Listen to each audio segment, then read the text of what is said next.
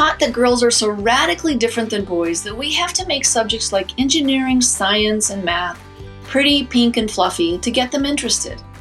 And I get it. We know that there are not as many girls pursuing STEM careers as boys. And because of this, we want to figure out why. So more girls choose to stay in STEM fields. But it's not that girls aren't interested in STEM subjects. Girls are very much interested in science, math, and engineering, especially in the younger grades. You can see young girls exploring the world around them just like the boys. So it's not that we have to make STEM subjects more interesting. They are already interested. But something's happening. Why do girls drop out of pursuing STEM subjects when they get to high school and beyond?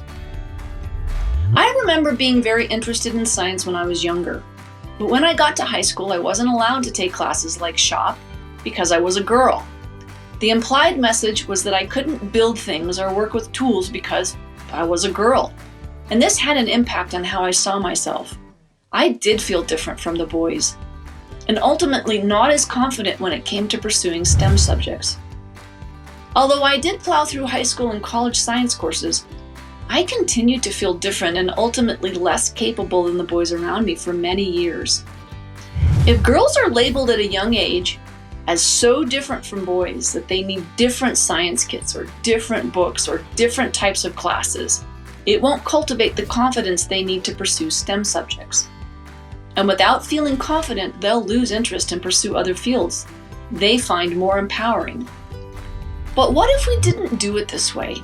What if we didn't shrink and pink our STEM subjects, but instead gave girls the right tools to build their confidence so they will feel fully capable to tackle complex subjects like astrophysics and computer science? What happens if we continue to tell girls they're different or special or need special products to get them interested in science? That label actually hurts more than helps. And as a result, they will carry with them feelings of disempowerment, and ultimately they'll disengage from pursuing subjects like chemistry or physics simply because they won't feel like they can really compete or contribute. So let me ask you, do you want your girls to walk around feeling as if they need special programs to succeed in STEM fields? Or do you want girls to know, because they are confident, that they can compete and contribute to STEM fields just as well as anyone else?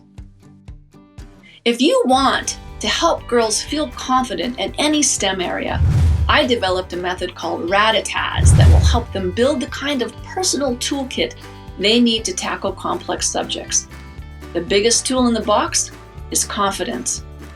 I've mapped out the best way for kids to learn science, and all of the hard work of choosing where to begin has been done for you. Sequence matters, and we build it for you. And of course, each step of the Rad-a-Taz method is backed by science. Click to learn more about our Rad-a-Taz curriculum's subscription kits.